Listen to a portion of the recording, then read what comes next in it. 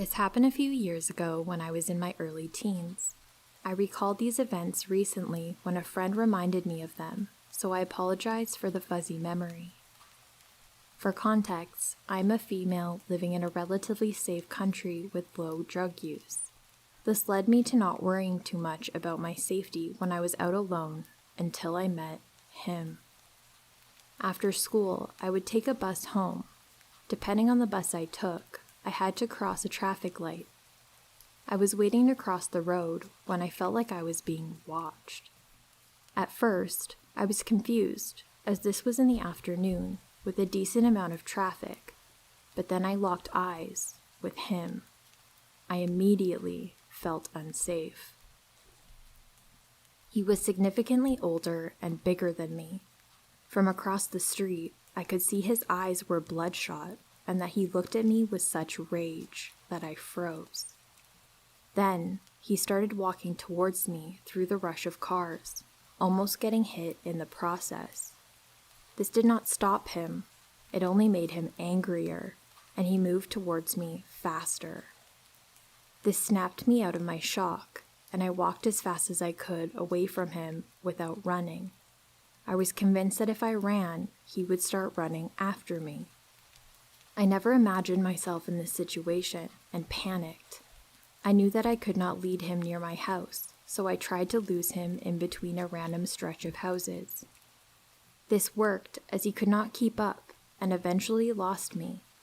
However, without the sound of traffic, I could hear him speaking.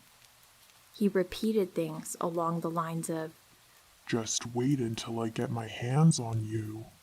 and Girls like you are only good for one thing." I was in a uniform school and had a uniform, so I don't know how he arrived at that conclusion. When I got home, I broke down and called my parents. I was convinced that he would find me home alone. We tried to find a police report that day, but could not on account of him, quote, not actually being a threat, and him having a record of mental illness. I found out that he lived near my neighborhood, which made me even more uneasy. I did not see him for a few days, as my classes would end at different times. I thought that this was a single incident and hoped not to see him again. However, the next week, as I alighted at a different bus stop, he saw me. I think this helped him find the general area of where I lived, and I started seeing him around more. I would see him around after school when I went out on the weekends, and eventually in the morning before school. This went on for about 4 months. Usually, he would come towards me in the same manner, with the same rage and intensity as the first time, but I realized he never closed the distance between us. I think he simply liked seeing people scared. My parents again tried to gather evidence of the stalking to take legal action, but it was brushed aside. They then tried to find the man themselves to confront him, but strangely, he never showed up when they were around. I believe he wanted me and learnt my schedule as he would appear at places where I should be, but only show up when I was alone. What still scares me is that this makes him seem more intelligent than the authorities believed him to be. I thought this nightmare would never end, but one day, he just disappeared. No one saw him for a couple of years, and in that time, I pushed the stalking out of my mind.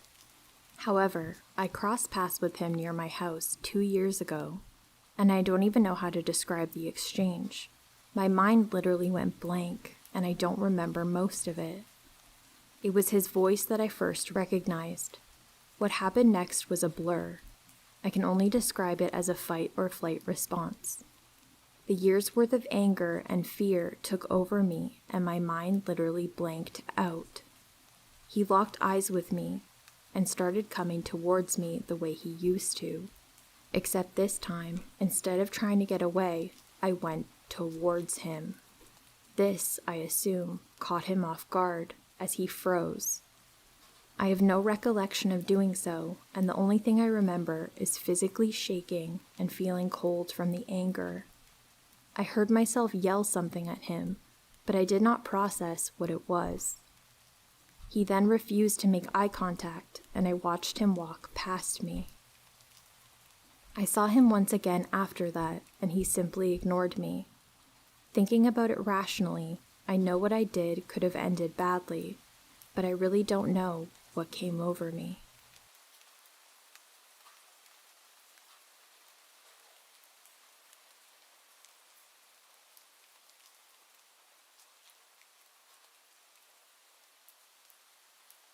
I always play this day in my head because I've slowly come to realize just how lucky I was.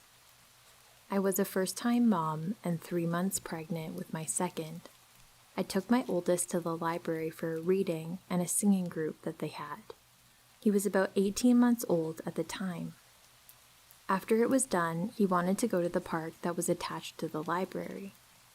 I had grown up in this city, and the library I took him to was the one that I frequented as a kid. It was always odd to me that it was empty all the time. The park was well maintained, structures looked new, it had a nice volleyball pit, covered tables, and was well shaded by the trees and had a wall of bushes. We headed over and I took a seat on one of the benches. My back was facing the street and the parking lot was to my left. Both were quite far away. He had been playing for about 20 minutes when I felt my stomach drop. I don't know why, but something told me to turn around. There was a man walking towards us. He looked to be in his 40s, blue polo, a pair of jeans, and dark brown hair. I'm overly polite, so I just carefully moved closer to my son. When I looked up again, I noticed that he was walking faster. Now my body starts to tense up and I realize how odd this is. He has no children, all the available bathrooms are in the library, and no one else is around. What did he want with me? I stand up and pick my son up with me. Even he has gone quiet and is staring at the man, who is now in half-jog, half-walk combo. The whole time, he maintained eye contact. There was no smile, no questioning looks, and no anxiety, just determination. I glanced at the parking lot and see that another class just let out. The man finally pauses and looks in the same direction. He carefully moves to his right, closer to the trees, and starts towards me again. At this point, I'm trying to decide if I should scream, run, attack him, or D, all of the above. My son suddenly lets out a sob and followed it up with a No. It was like some kind of switch clicked and the guy stopped. He blinked a few times, put his foot forward, and then hesitated. He bit his lip before turning around and walked back to where the sidewalk and street was. There was never any indication by his appearance, or even most of his actions, that would tell me that he was going to do something bad. The only thing that gave it away was his eyes and the hesitation at the end. He looked like he was fighting some internal demons and was about to make a choice to truly hurt his first person. I could feel it in my gut. I ran in my car once he had gone and called my mom crying. We never did go back to that park, and from that point on, I carried mace and/or a small pocket knife on my keychain.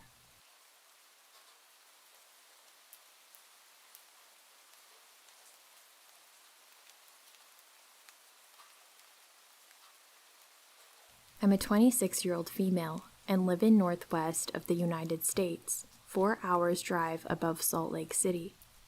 I'm going to sum this up a bit. I have religious people, mostly Mormons, come to my door from time to time. I'm always polite to them and ask them what they have to say and say no thank you at the end. Yesterday, I had 3 guys come to my door. They were, I think, 16 to 18, maybe older, and wearing nice dress clothes. They stated that they were Mormon and started off by saying that they were trying to get a law passed to increase taxes for unmarried individuals. I stated that taxes are already higher if you are single. They asked what do I do and if I felt loved and accepted. I replied, I'm in college pursuing my bachelor's degree, And yes, I feel loved, but I'm not always accepted. They said that they know what it's like to feel like they're not accepted, and that their group could help.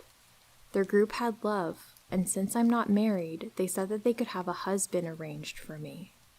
That I would get to pick a husband from 5 different suitors of their choosing, and would never have to work a day in my life, and you would never be lonely again.